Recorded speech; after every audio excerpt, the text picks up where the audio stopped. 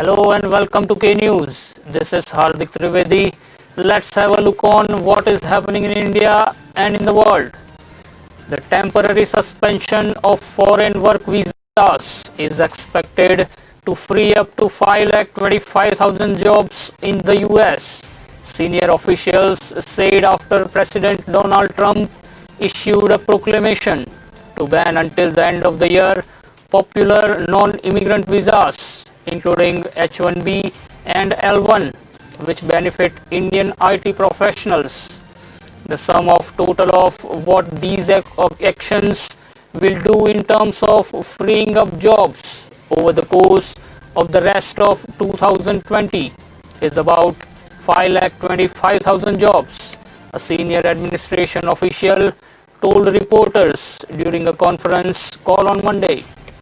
A proclamation of Trump on Monday temporarily suspended till the end of the current year a number of popular non-immigrant visas, including the H-1B, H-4, H-2B visa and JNL visas.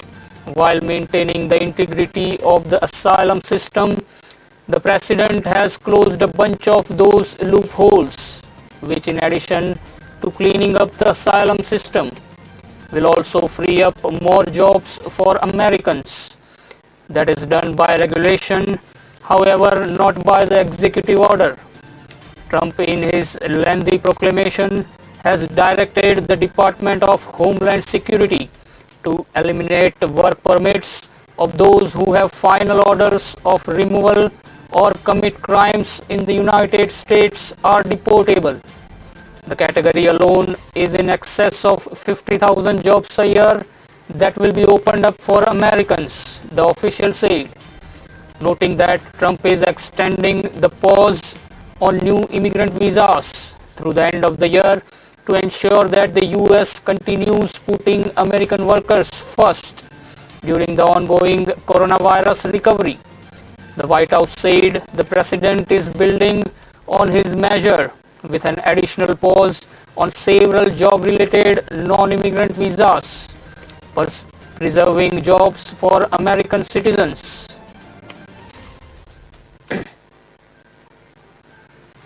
Google CEO Sundar Pichai has expressed disappointment over the proclamation issued by the US President Donald Trump to temporarily suspend foreign work visas, including the H-1B, and said he would stand with immigrants and work to expand opportunity for all. Immigration has contributed immensely to America's economic success, making it a global leader in technology and also Google, the company it is today. Indian American Pichai said in a tweet hours after Trump issued his proclamation in this regard. In a separate statement, Vanita Gupta, President and CEO of the Leadership Conference on Civil and Human Rights, slammed the latest move of the Trump administration. The latest travel ban is also new season of the same racist, xenophobic show put on by Donald Trump and Stephen Miller, she said. But Trump's transparent effort to rally his base and distract from his innumerable failures, including his disastrous response to COVID-19, will not work. Indeed, the courts will stop his unlawful actions targeting immigrants, Gupta said. Like the past versions of his overused script using a pandemic to justify white nationalist policies, it deserves to be cancelled. Alice G. Wells, who till a few weeks ago was the point person of the Trump administration for South and Central Asia, also opposed the move. Being able to attract the best and the brightest through the H-1B visa has made America more successful and resilient. Knowing how to tap foreign talent is a US strength, not a weakness. Well said.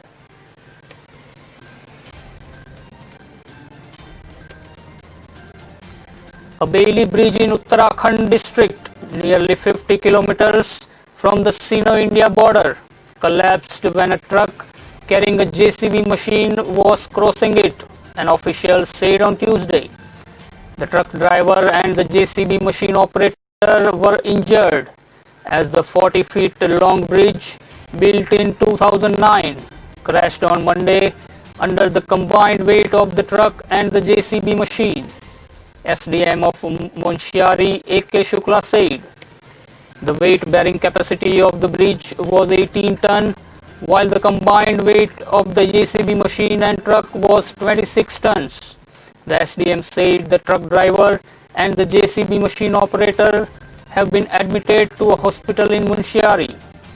Around 15 border villages of Johar Valley have been cut off. Legal action will be taken against the truck driver, the official said. Construction of another bridge will take at least 15 days, the SDM said. China threatened Tuesday to retaliate against the new US restrictions on Chinese state media, escalating tensions between the two superpowers as they crack down on each other's news outlets. The US State Department said Monday it was reclassifying 4 organizations: China Central Television, China News Service, the People's Daily and the Global Times as foreign missions rather than media outlets in the United States, adding to 5 others designated in February. China has already expelled more than a dozen American journalists as part of the row. On Tuesday, Beijing decried the latest US move as barefaced political suppression of Chinese media that further expose the hypocrisy of the so-called freedom of speech and press with US likes to flaunt. We strongly urge the US to reject this Cold War mindset and ideological bias. Otherwise, China will have to choice but to make an appropriate response, said Foreign Ministry spokesman Zhao Lijian at a routine briefing. All 9 Chinese state-run news organizations will be required to report details of their US-based staff and real estate transactions to the State Department. Their news reporting will not be restricted, officials said. These 4 entities are not media outlets, they are propaganda outlets. David Stilwell, the top US diplomat for East Asia, told a reporter. He declined to say if the 4 organizations would be asked to reduce their US-based staff, which was required of the 5 that were earlier designated. The announcement was further evidence that a closed-door meeting last week in Hawaii between US Secretary of State Mike Pompeo and senior Chinese official Yang Jiechi did little to ease bilateral tensions. Obstacles cannot stop a person from realizing dreams if one has determination, and this has been proved by 24-year-old Aanchal Gangwal, a tea seller's daughter who recently joined the Indian Air Force as flying officer. She was commissioned into the Indian Air Force a few days ago, but it was not an easy journey for her, as sometimes her father did not even have the money to pay for her education fees. He said his daughter dreamed of joining the Indian Air Force after seeing the bravery of its personnel in helping people during the 2013 Kedarnath tragedy. It was not easy for Aanchal and the family to make her realize this dream, but she was determined. She was a bright student and also a basketball player. She first wished to join the Air Force after seeing the IAF personnel helping people during the Kedarnath tragedy. And now her dream has come true, the proud father said. He said after getting inspired by the bravery of IAF personnel, his daughter collected information from bookstalls on how she could get into the defense force and started preparation in that direction. She was determined and got success in 6th attempt. One can understand my financial condition. At same time, I faced problems in depositing her school or college fees. I had to borrow money from others on many occasions to deposit the fee. Sometimes I had to pretend to be out of the town to delay fees deposition, said Suresh Gangwal, who has studied till class 10th. Meanwhile, Madhya Pradesh Chief Minister Shivraj Singh Chauhan congratulated Aanchal Gangwal for making the state proud and extended best wishes to her. Aanchal, daughter of Suresh Gangwal, who runs a tea shop in Neemach, will now fly the fighter plane in the Air Force. Aanchal, who made Madhya Pradesh proud, will now fly in the heights of the infinite sky to protect the pride and honor of the country.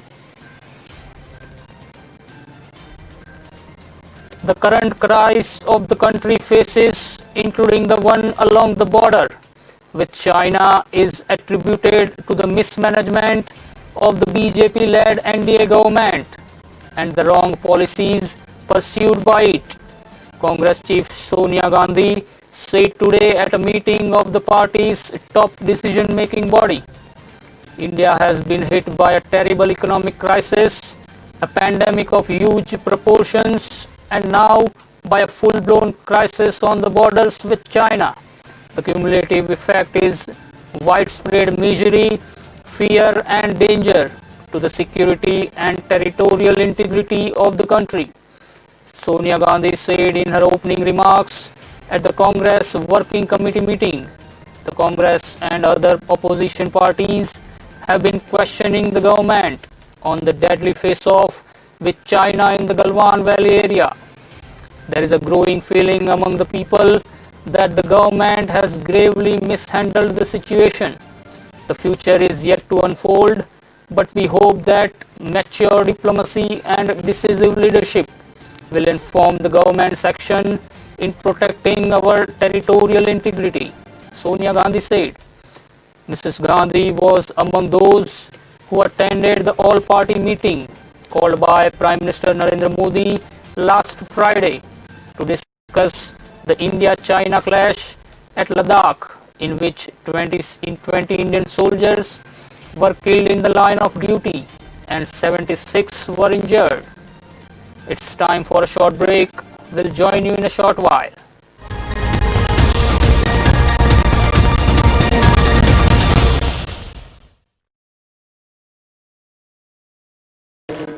There's a of Tundi fan with the cooler number one. Take a change go more fun, unte cooler number one. Take a don't run from the sun, unte Kenstra number one.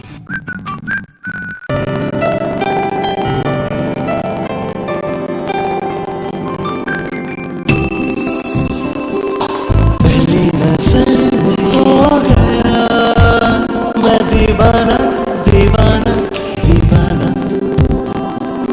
इतना सुंदर जैसे कोई सपना सुहाना दीवाना दीवाना Kacharia tiles जो देखे वो दीवाना।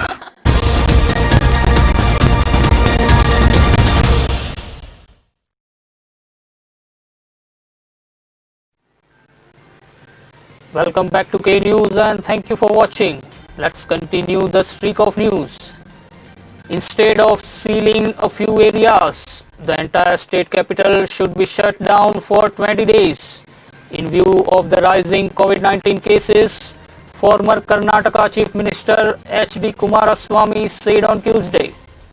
In a series of tweets, the JDS leader said sealing some areas would not serve any purpose, and that weaker section of the society should be taken care of immediately. Stop playing with human lives. It will not serve any purpose to seal a few areas. If you care for the human lives in Bengaluru, shut down the city totally for 20 days. Else Bengaluru will become another Brazil. People's lives are more important than the economy, Kumaraswamy tweeted, asserting that a mere announcement of relief package by the state government for drivers, weavers, washermen and various other sections was not enough. He asked it to immediately supply groceries to the weaker section and transfer at least rupees 5,000 to 50 lakh workers. Mere announcement of the package will not be sufficient. It should be implemented immediately. The government should not sit idly by showing a rosy picture, Kumaraswamy tweeted. The Karnataka government on Monday decided to seal 5 places in the city from where the maximum number of coronavirus cases have been reported. Chief Minister B.S. Yediyurappa took the decision at a meeting with ministers and officials on Monday. Yediyurappa had expressed his dissatisfaction over people misusing the relaxation after the 2-month lockdown. He had also put the blame on interstate travelers as well as those who violated quarantine rules. The Chief Minister instructed officials to initiate police cases against those violating the rules mandated to prevent the spread of the disease. Delhi High Court on Tuesday granted bail to a student of Jamia Millia Islamia who was charged under the Unlawful Activities Prevention Act for her alleged role in the riots in northeast Delhi earlier this year. Safura Zargar, an MPhil student, was granted bail on a personal and surety bond of Rs 10,000. The High Court said Zargar shall not indulge in activities for which she being investigated and will also refrain from influencing, hampering and interfering in the ongoing probe. In case she requires to leave the city, she will seek the permission of the concerned court. She will also have to remain in touch with the investigation officer over the phone once in 15 days. Zargar approached the court seeking bail on the ground that she is pregnant and has severe medical complications. On Monday, the Delhi police asked the High Court for a day to seek instructions on Zargar's bail plea.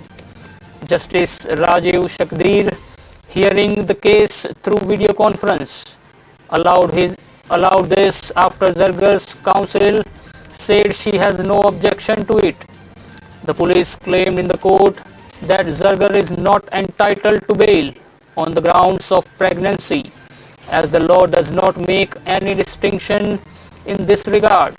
Police told the court that Delhi's jails have had many pregnant inmates and that 39 deliveries had taken place inside the prison in the last 10 years. She was arrested on April 10 for allegedly conspiring with other persons to instigate and start riots in the northeast Delhi. At least 53 people had died and 400 others were injured in the riots in February.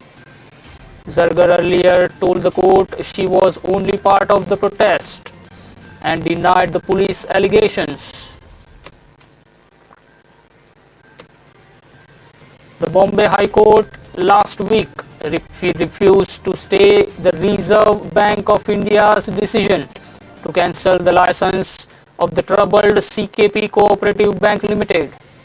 A 2-judge division bench of the court comprising Justices Nitin Jamdar and S.P. Taude rejected the plea filed by Thane residents Vishwas Utagi and upheld the central bank's April 28 order. Prima facie, we don't find that there is any fundamental error in the approach of RBI, the bench said. The court cited that RBI is entrusted with powers to take necessary steps in the interest of depositors, banks and public, and the banking regulators' measures would benefit CKP Cooperative Bank's depositors. Earlier, Utagi had moved the court on behalf of 500 shareholders, account holders, depositors, employees and other stakeholders of CKP Cooperative Bank while challenging RBI's April 28 order. Utagi had argued that RBI passed the order on the basis of two show cause notices issued on June 11, 2015 and again on August 23, 2017. But those notices have become infructuous and are in violation of the basic principles of natural justice and due process of the law.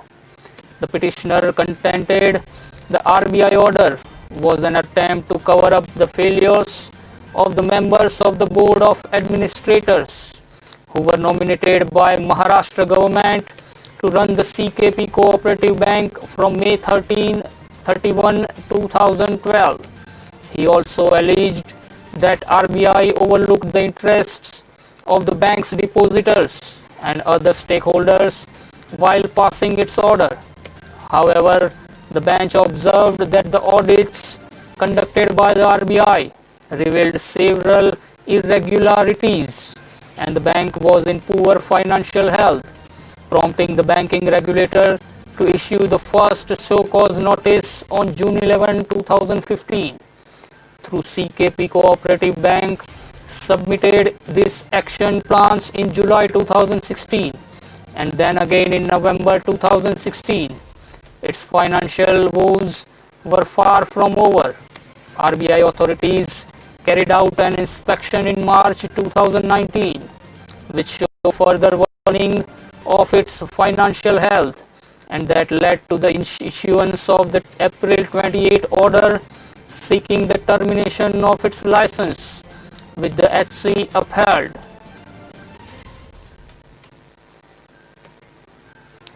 India has amended rules for purchases by government departments, making it mandatory for suppliers to mention the country of origin in a move to push for local products and keep out Chinese manufacturers. New sellers on the government e-marketplace and Amazon-like online procurement platform will have to register the origin of their products, while those already available must meet the new requirement of risk being removed, according to a government statement on Tuesday. The platform will allow buyers to filter products based on the country of origin and select those with a high percentage of local content. Buyers can choose to buy only those products that meet the minimum 50% local content criteria. The push for products made in India comes amid rising public clamor for a boycott of Chinese goods as the two nations are engaged in their deadliest border conflict. The platform, which serves India's government departments, recorded sales worth rupees 400 billion in the last fiscal year and has 3,24,000 vendors. Earlier this month, India also modified public procurement rules to give maximum preference to companies whose goods and services have 50% or more local content, with an aim to promote Prime Minister Narendra Modi's Make in India in response to calls to make this country self-reliant. India will reduce staff strength in the Pakistan High Commission in New Delhi by 50% and recall a similar number of officials from its commission in Islamabad. The External Affairs Ministry said Tuesday amid an ongoing diplomatic row between the two nations. The reduction is to be implemented within 7 days, the ministry added.